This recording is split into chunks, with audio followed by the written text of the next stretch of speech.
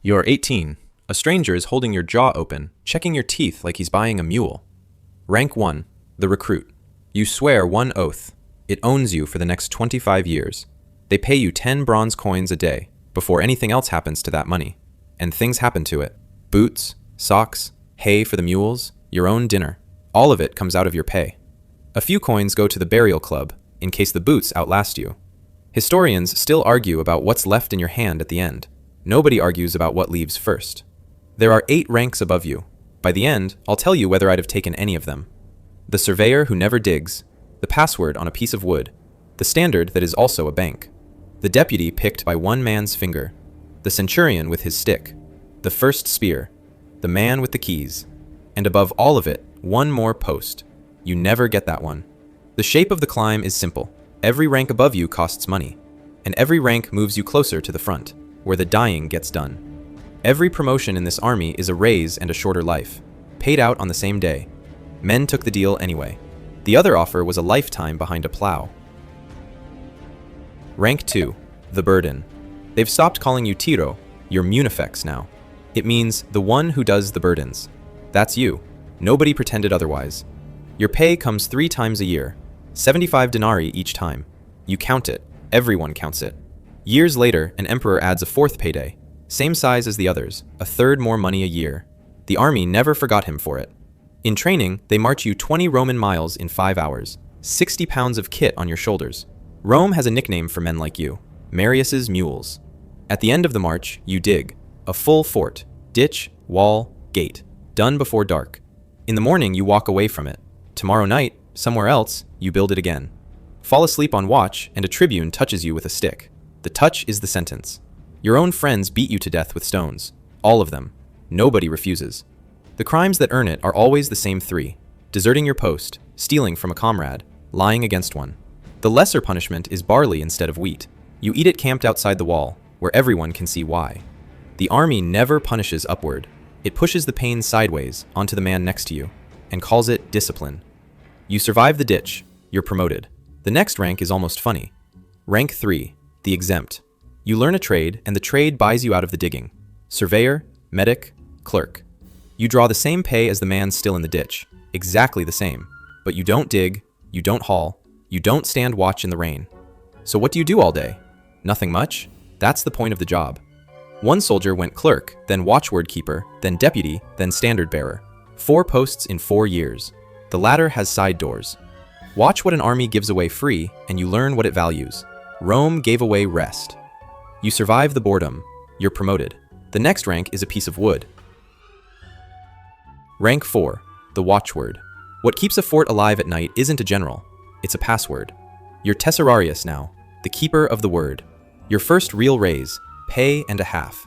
The password lives on a wooden tile in your fist, small as your palm. One word carved into it. Halt. Give the word.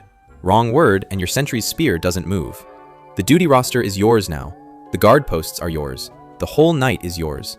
Some nights a war doesn't turn on a general. It turns on a piece of wood in your pocket. You survive the nights. You're promoted.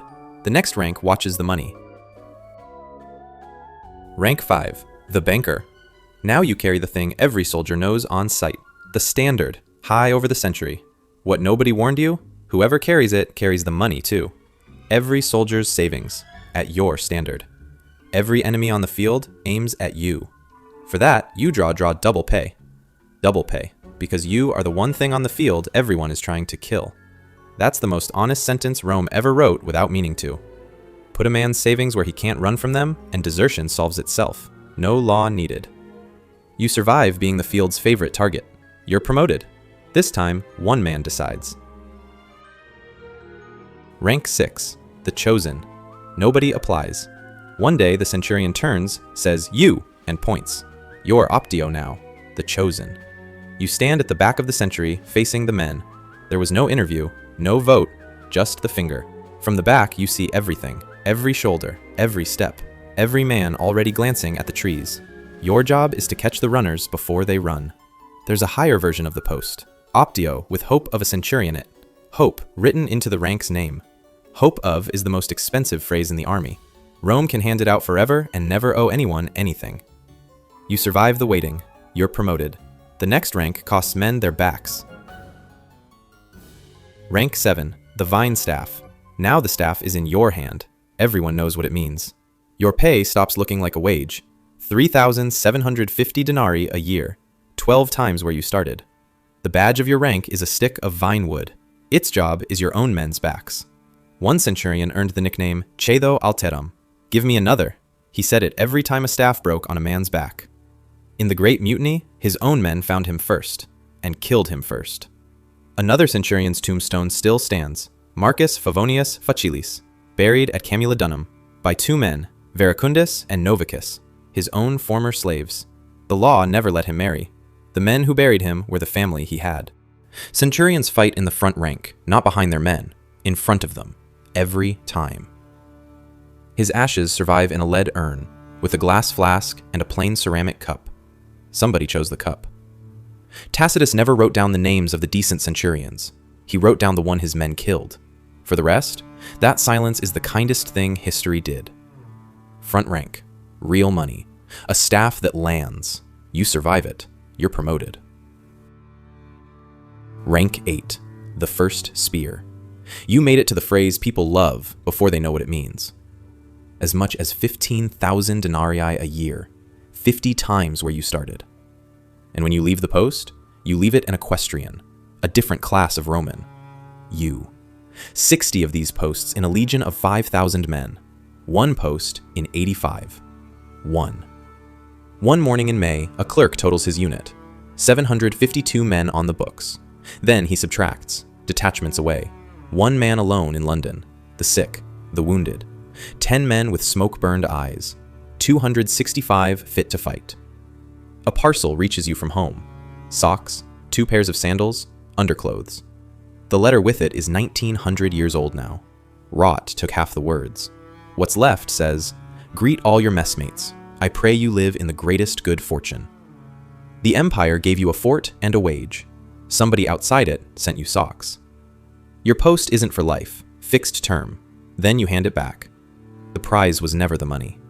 For 1 year, you were allowed to stop being ordinary. You hand the post back on schedule. 1 rank left. Rank 9, the camp prefect. 40 years from that first gate, and this is your ceiling. The keys to the fortress hang on your belt, 3rd in command of the whole legion. Walk away now, and your exit bonus is 3,000 denarii, 13 years of a recruit's pay, in one hand. Here's what you don't get. The famous bronze discharge diploma. Those went to auxiliaries, foreigners earning citizenship. You were born a citizen. You get cash, land, and a line in the legion's books. Rome never had to prove you served. Proof is for men who might be doubted. This is your top, and 2 people still stand above you. Not rank 10, the ceiling. Who stands above the highest rank a soldier can reach? A 20-year-old in a very good cloak, on his first job ever. 2 men outrank the prefect. One is a senator. The other is that senator's son. The purple stripe on the toga. Never dug a ditch, never carried a pole, never stood a night watch. Never will. 40 years of climbing buys you a salute, aimed at a boy who has never dug anything. And the ladder isn't permanent, neither is the legion under it. A senior centurion of the 18th Legion fell in Germany, 53.5 years old. His brother raised a stone 300 miles from where he died. It reserves a place for bones that never came home. The last line is worn. Historians argue over it. They agree on one thing. The grave is empty. 40 years gets you close enough to see the top, not to stand on it. The salute is the lesson. Rome taught it on purpose. From your first oath to your last, this is where the climbing stops. That's the ladder. 9 ranks climbed.